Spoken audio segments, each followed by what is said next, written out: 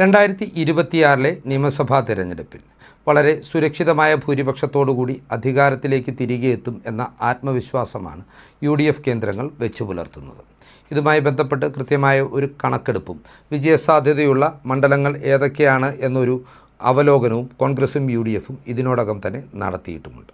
2021 തങ്ങൾക്ക് കനത്ത തിരിച്ചടിയേറ്റ ആലപ്പുഴ ജില്ലയിൽ വലിയ രീതിയിൽ തിരിച്ചുവരവ് നടത്തുവാൻ സാധിക്കും എന്ന ആത്മവിശ്വാസമാണ് ഇതുമായി ബന്ധപ്പെട്ട് ഇപ്പോൾ കോൺഗ്രസ് ക്യാമ്പിൽ നിന്നും UDF ക്യാമ്പിൽ നിന്നും ഉയർന്നു കേൾക്കുന്നത്.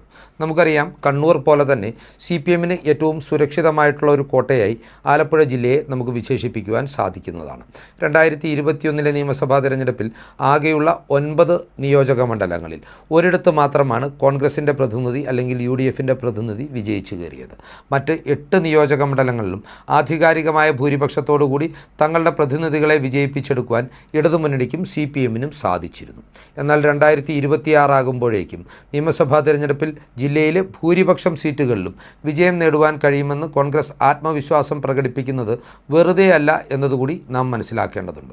കോൺഗ്രസിനെ സംബന്ധിച്ച് 2026 ആലപ്പുഴ ജില്ലയുമായി ബന്ധപ്പെട്ടിട്ടുള്ള അവരുടെ വിജയപ്രതീക്ഷകൾക്ക് ഏറ്റവും ശക്തി പകരുന്ന ഘടകമെന്ന് പറയുന്നത് മുതിർന്ന കമ്മ്യൂണിസ്റ്റ് നേതാവായിട്ടുള്ള G. സുധാകരൻ്റെ മത്സരരംഗത്തുള്ള സാന്നിധ്യമാണ്. അക്ഷരാർത്ഥത്തിൽ CPMൻ്റെ സാധാരണക്കാരായ അണികളെയും അതുപോലെ തന്നെ അനുഭാവികളെയും പാർട്ടി നേതൃത്വത്തെയും ഒരുപോലെ ഞെട്ടിച്ചുകൊണ്ടായിരുന്നു പിണറായിസത്തിനെതിരെ പരസ്യ വിമർശനമുയർത്തിക്കൊണ്ട് G. സുധാകരൻ എന്ന നേതാവ് അമ്പലപ്പുഴ എന്ന അദ്ദേഹത്തിൻ്റെ ഒരു കാലത്ത് കുത്തകയായിരുന്ന നിയോജക മണ്ഡലത്തിൽ പാർട്ടിക്കെതിരെ വിമത സ്ഥാനാർത്ഥിയായി മത്സരിക്കുമെന്ന പ്രഖ്യാപനം നടത്തിയത്.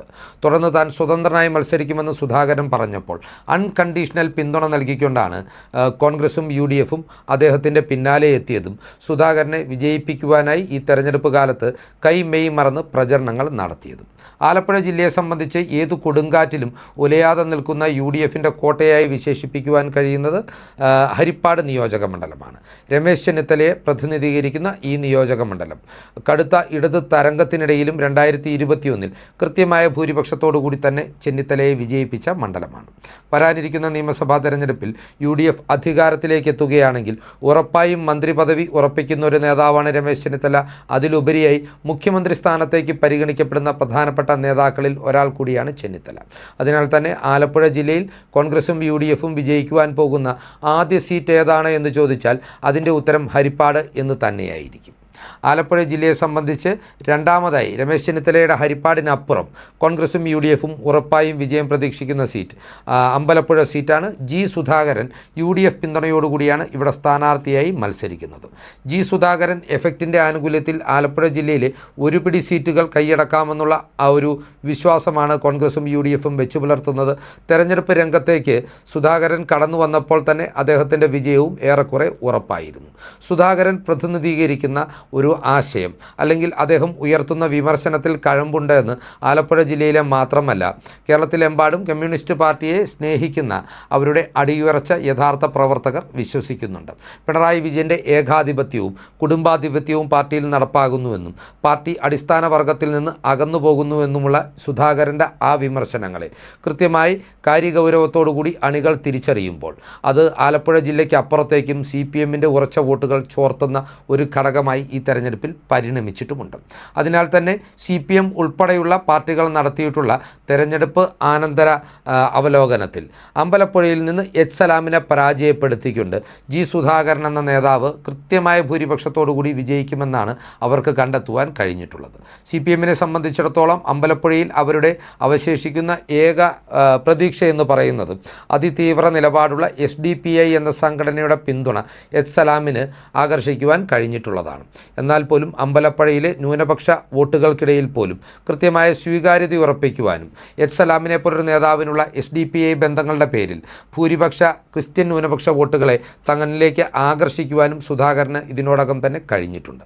സുധാകരൻ്റെ പരിവേഷത്തിന് മുമ്പിൽ പിടിച്ചു നിൽക്കുവാൻ പോലും H. സലാമിന് കഴിയുകയില്ലാത്തതിനാൽ 10,000-ലധികം വോട്ടുകളുടെ ഭൂരിപക്ഷത്തിലായിരിക്കും G. സുധാകരൻ എന്ന നേതാവ് അമ്പലപ്പുഴയിൽ നിന്ന് ഇത്തവണ CPMൻ്റെ പാർട്ടി സ്ഥാനാർത്ഥിയെ പരാജയപ്പെടുത്തിക്കൊണ്ട് നിയമസഭയിൽ എത്തുവാൻ പോകുന്നതെന്ന് ഈ ഘട്ടത്തിൽ നിസ്സംശയം പറയുവാൻ സാധിക്കുന്ന ഒരു കാര്യമാണ്. മൂന്നാമതായി ആലപ്പുഴ ജില്ലയിൽ UDF ഏറെ വിജയപ്രതീക്ഷ വെച്ച് പുലർത്തുന്ന സീറ്റ് എന്ന് പറയുന്നത് കുട്ടനാട് സീറ്റാണ്. കോട്ടയം ജില്ലയുമായി ചങ്ങനാശ്ശേരിയുമായി അതിർത്തി പങ്കിടുന്ന കുട്ടനാടിന് ആലപ്പുഴയുടെ രാഷ്ട്രീയ സ്വഭാവത്തേക്കാൾ കൂടുതൽ കോട്ടയത്തിൻ്റെ രാഷ്ട്രീയ സ്വഭാവമായിട്ടാണ് ഒരു താതാത്മ്യം പ്രാപിക്കുവാൻ കഴിയുക. എന്നിരുന്നാൽ പോലും G. സുധാകരനെ പോലൊരു നേതാവിന് കൃത്യമായ സ്വാധീനമുള്ള കർഷക തൊഴിലാളികൾക്കിടയിൽ അദ്ദേഹം പാർട്ടി പടുത്തുയർത്തിയ ഒരു നാട് കൂടിയാണ് കുട്ടനാട് എന്ന് പറയുന്നത്. ഏറെക്കാലമായി ജോസഫ് ഗ്രൂപ്പിൻ്റെ പ്രതിനിധികളാണ് UDFന് വേണ്ടി ആ കുട്ടനാട് സീറ്റിൽ മത്സരത്തിനിറങ്ങുന്നത്. തോമസ് ചാണ്ടി എന്ന അതികായകൻ അല്ലെങ്കിൽ ഒരു ധനാഢ്യനായ വ്യവസായി UDFൻ്റെ സ്ഥാനാർത്ഥിയായി കടന്നു വന്നുകൊണ്ട് K. കരുണാകരൻ്റെ പാർട്ടിയുടെ പ്രതിനിധിയായി ഇവിടെ നിന്ന് വിജയിച്ചതോടെയാണ് കേരള കോൺഗ്രസ്സിന് ഈ മണ്ഡലം അന്യം നിന്നുപോയത്. പിന്നീട് തോമസ് ചാണ്ടി ഇടതുപക്ഷത്തേക്കെത്തി NCPയുടെ പ്രതിനിധിയായി 2 വട്ടം ഇവിടെ നിന്ന് തുടർച്ചയായി വിജയിക്കുകയും ഒരു വട്ടം മന്ത്രിയാകുകയും ചെയ്തു. തോമസ് ചാണ്ടിയുടെ മരണത്തെ തുടർന്ന് 2021 നിയമസഭാ തെരഞ്ഞെടുപ്പിൽ അദ്ദേഹത്തിൻ്റെ സഹോദരനായ തോമസ് K. തോമസിനെയാണ് ഇടതുമുന്നണിയുടെ സ്ഥാനാർത്ഥിയാക്കിയത്. നേരിയ വോട്ടുകൾക്കായിരുന്നുവെങ്കിലും കഴിഞ്ഞ തവണ ഇവിടെ നിന്ന് വിജയിച്ചു കയറുവാൻ തോമസ് K. തോമസിന് സാധിച്ചിരുന്നു. എന്നാൽ ഈ നിയമസഭയുടെ കാലത്ത് അല്ലെങ്കിൽ 15ാം നിയമസഭയുടെ കാലത്തെ ഏറ്റവും മോശക്കാരനായിട്ടുള്ള ഏറ്റവും പ്രവൃത്തി ഗുണമില്ലാത്ത MLA എന്ന ഖ്യാതി മാത്രമാണ് കഴിഞ്ഞ 5 വർഷം കൊണ്ട് തോമസ് K. തോമസിന് സമ്പാദിക്കുവാൻ സാധിച്ചിട്ടുള്ളത്. CPMന് പോലും തോമസ് K. തോമസിനെ വീണ്ടും ഇവിടെ മത്സരിപ്പിക്കുന്നതിൽ കൃത്യമായ എതിർപ്പുകൾ ഉണ്ടായിരുന്നുവെങ്കിലും NCP സംസ്ഥാന അധ്യക്ഷൻ കൂടിയായ അദ്ദേഹത്തിൽ നിന്ന് സീറ്റ് പിടിച്ചെടുക്കുക മുന്നണി മര്യാദയുടെ ലംഘനമാകും എന്ന വാദമുഖം ഉന്നയിച്ചാണ് തോമസ് K. തോമസിനെ പോലെ ജനങ്ങൾക്ക് താല്പര്യമില്ലാത്തൊരു സ്ഥാനാർത്ഥിയെ വീണ്ടും കുട്ടനാട്ടേക്ക് കെട്ടിയിറക്കിയിരിക്കുന്നത്. ഈ അവസരത്തിൽ പ്രമുഖ വ്യവസായിയായ റെജി ചെറിയാൻ കേരള കോൺഗ്രസ് ജോസഫ് ഗ്രൂപ്പിന് വേണ്ടി ഈ മണ്ഡലത്തിൽ കൃത്യമായ പ്രവർത്തനങ്ങൾ നടത്തി തെരഞ്ഞെടുപ്പ് പ്രചരണ രംഗത്ത് വളരെയേറെ മുന്നേറിയിട്ടുണ്ട്. ആദ്യഘട്ടത്തിൽ കോൺഗ്രസ് പ്രാദേശിക നേതാക്കളിൽ ചിലർ റെജി ചെറിയാൻ്റെ സ്ഥാനാർത്ഥിത്വത്തിനെതിരെ രംഗത്ത് വന്നിരുന്നുവെങ്കിലും ഇതെല്ലാം കൃത്യമായി പറഞ്ഞു തീർക്കുവാനും മുന്നണിയെ ഒറ്റക്കെട്ടായി മുന്നോട്ട് കൊണ്ടുപോകുവാനും ഇവിടെ UDF നേതൃത്വത്തിനും കോൺഗ്രസ് നേതൃത്വത്തിനും കേരള കോൺഗ്രസ് നേതൃത്വത്തിനും കഴിഞ്ഞിട്ടുണ്ട്. അതിനാൽ തന്നെ വരാനിരിക്കുന്ന നിയമസഭാ തെരഞ്ഞെടുപ്പിൻ്റെ ഫലം മെയ് 4-ാം തീയതി പുറത്തു വരുമ്പോൾ വളരെ ആധികാരികമായ ഒരു ഭൂരിപക്ഷത്തോടു കൂടി റെജി ചെറിയാൻ എന്ന കേരള കോൺഗ്രസ് നേതാവ് തോമസ് K. തോമസ് എന്ന സിറ്റിംഗ് MLAയെ മലത്തിയടിച്ച് കുട്ടനാട് സീറ്റിൽ നിന്ന് നിയമസഭയിലെത്തും എന്ന വിലയിരുത്തലിലേക്ക് ഈ ഘട്ടത്തിൽ അമ്പലപ്പുഴയിലേതുപോലെ തന്നെ CPM കേന്ദ്രങ്ങളടക്കം എത്തിയിട്ടുണ്ട് എന്നതാണ് നമുക്ക് മനസ്സിലാക്കുവാൻ കഴിയുന്ന യാഥാർത്ഥ്യം. 4ാമതായി ആലപ്പുഴ ജില്ലയിൽ കോൺഗ്രസ് ഏറെ വിജയപ്രതീക്ഷ വെച്ച് പുലർത്തുന്നത് കായംകുളം സീറ്റിലാണ്. LDFന് വേണ്ടി തുടർച്ചയായ 3-ാം വട്ടവും അവരുടെ വനിതാ നേതാവായ U. പ്രതിഭയാണ് ഇവിടെ മത്സരത്തിനിറങ്ങുന്നത്.